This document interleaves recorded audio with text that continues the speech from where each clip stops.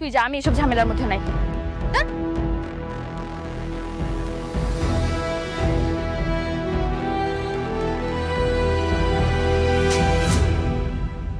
অসভ্য বেয়াদব।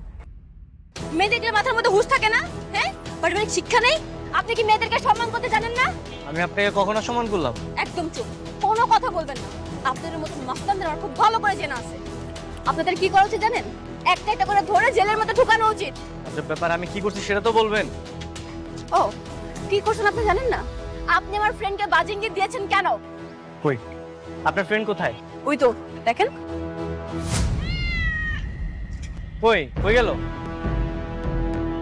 শুনুন, ও হয়তো ভয় পেয়ে পালিয়ে গেছে, বাট আমি ভয় পাই না। আমি আপনাদের মতন মাস্তানদের হেট করি। বাই দ্য ওয়ে, আজকের পর থেকে মেয়েদেরকে ডিস্টার্ব করার আগে নিজের মা ও বোনের কথা মাথায় রেখে তারপর ডিস্টার্ব করতে যাবেন।